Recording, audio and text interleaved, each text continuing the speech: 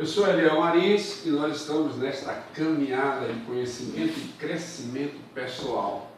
Hoje nós vamos falar de algo que às vezes passa despercebido na nossa caminhada. E eu gostaria de pensar com você sobre esse tema, sobre esta fase de vida que cada um de nós passamos. Vamos fazer um retrospecto da nossa própria história. Por exemplo, na sua família você é o primogênito, você é o caçula, você é o do meio, porque você tem determinados tipos de comportamentos diante de situações e coisas que às vezes você nem se apercebe. Então vamos fazer uma caminhada e vamos lá para o período neonatal, no período em que você foi gerado. Então todos nós passamos por esse processo, onde no momento da ejaculação, milhões de espermatozoides são jogados para fecundar o óvulo e aí gerar o ovo. O homem segue o cromossoma ou X ou Y, a mulher sempre XX. Se o homem liberou o cromossoma Y, automaticamente XY vem um homem. Se ele liberou um X, a mulher um X, automaticamente vem uma mulher. E isso é construído do ponto de vista biológico. Essa criança vai estar sendo gerada. Agora, algumas coisas já começam a ser construídas nesse processo.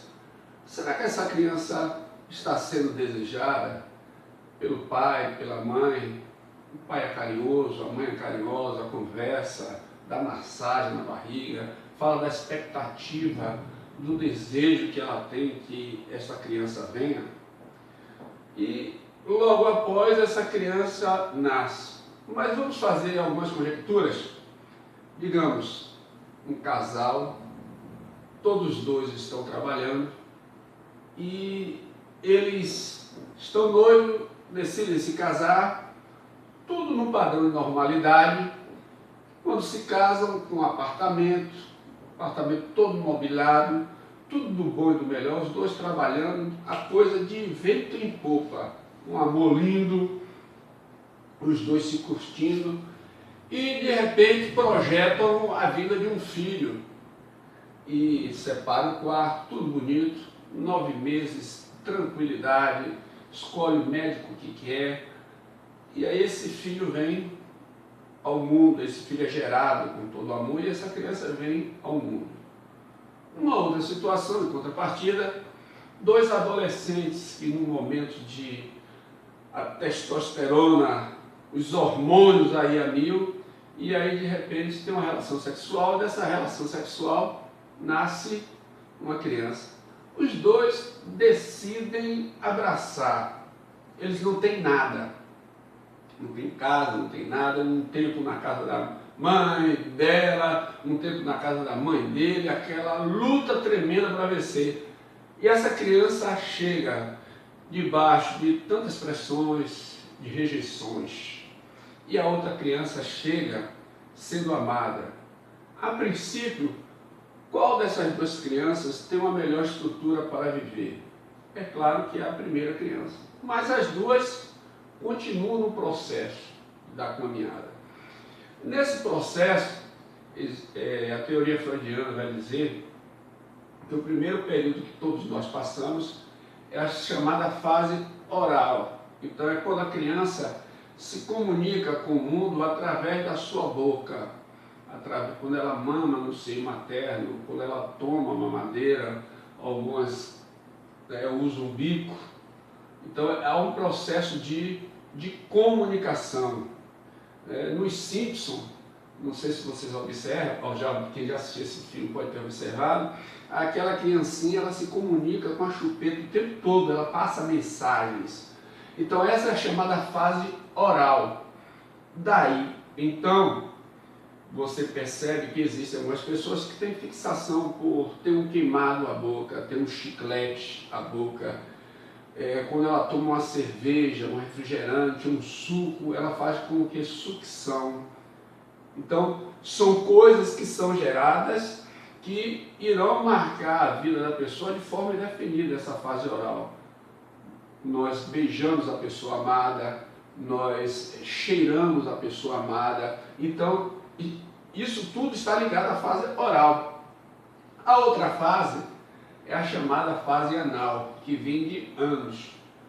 Então, existem pessoas que num processo, se elas são muito retentoras, elas retêm até o cocô, às vezes passa dias, semanas, e quando vai fazer um cocô é aquele sacrifício. Ela se comunica através dessa fase anal que começou lá atrás. Aí entra a mãe, o pai, para de usar fralda, não sei o que, está gastando muito. Tudo isso é inserido no inconsciente da criança e vai gerar nela, com certeza, conflitos lá na frente.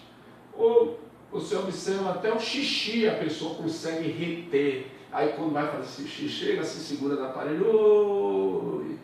E isso está ligado à chamada fase anal, onde a comunicação da criança com o mundo é através dos seus esfíncteres. Vamos voltar às duas crianças. Então o pai e a mãe estão trabalhando, tem uma condição financeira boa, a outra não. Pouca fralda, pouco alimento, rejeição, o outro, por sua vez, sendo amado. E aí lá se vai a caminhada. Depois dessa fase oral, anal, tem a fase fálica. É quando a criança entra na puberdade para a adolescência. Então os hormônios começam a produzir aí a mil e ela começa a descobrir a sua sexualidade. Nesse período, digamos, esse casal que estava indo tudo bem, o marido foi dispensado da empresa, a esposa foi dispensada da empresa, e justamente no período da adolescência, na fase de junior adolescente, que é período de conflito que todo mundo passa, o pai e a mãe perdem emprego. Por sua vez, por uma situação adversa, esta mulher ela tem um caso extraconjugal, o marido fica sabendo, mexe com a estrutura dele, gera conflito dentro de casa. E o outro casal que começou não tendo nada, o marido faz uma faculdade, começa a trabalhar, começa a prosperar, e ele monta um negócio e a mulher apoia, e ele começa a crescer, e essa criança vem também ajudando os seus pais na luta, e chega essa fase da adolescência, os dois chegam com seus filhos na fase da adolescência, os dois desempregados, que tinham tudo, e um agora que não tinha nada, passando a ter coisas. Nesse momento, qual dos dois filhos estarão mais equilibrados? Com tudo aquilo que o filho primeiro do casal adolescente perdeu ao longo da história, aqui na adolescência ele está mais seguro. E o outro começa então a descer uma escada por algum tempo. Você consegue perceber? Aí entra, daí essa fase de adolescência ser tão conflituosa para todas as gerações em qualquer lugar do mundo. Aí entra na fase de juventude. Na fase da juventude, isso vai até os 30 anos, é quando todo o vigor do ponto de vista genético, do ponto de vista físico, o homem alcança, o ser humano alcança. Aí, nessa fase da juventude, esse pai aqui, que tinha tudo, perdeu tudo, a mãe perdeu tudo, começa a ascender de novo. Esse continua prosperando. Automaticamente, no processo da história, você vai percebendo que esse casal aqui, o marido se separou da mulher, aí o filho fica com a mãe um tempo, fica com o pai. Então, para a estrutura do desenvolvimento desse garoto, ele vai ter alguns conflitos na sua área, na sua vida como um todo. E o de cá não. Começou tudo negativo e as coisas continuam agora dando certo, e ele vai ascendendo, ajudando seu pai, a empresa crescendo, abrindo outra empresa, e a coisa vai se projetando. O processo continua, aí depois da juventude vem a fase, hoje chamada a boa idade.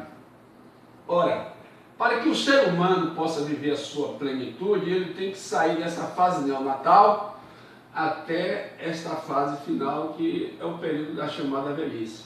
Existe um teórico chamado Otto Rank, que diz que todos nós temos o trauma do nascimento. Então a criança está lá dentro da barriga e está tudo tranquilo, mas isso é combatido por outros teóricos que dizem, não, o trauma Carl Rogers vai dizer isso. O trauma é você não nascer, mas isso é gerado através da forma que você vai perceber e aprender a sua vida, sabendo que cada fase tem a sua beleza.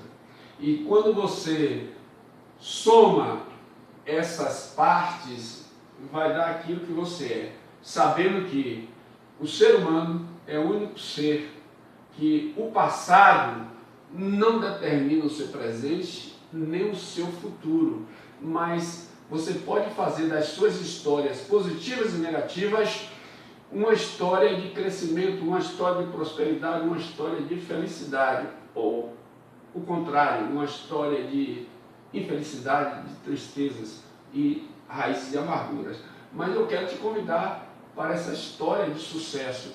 Aquilo que você ainda não conseguiu, mas foi tentado, é uma experiência que soma para que no presente possa ser melhor e o futuro melhor ainda. Vem conosco que te faremos muito bem.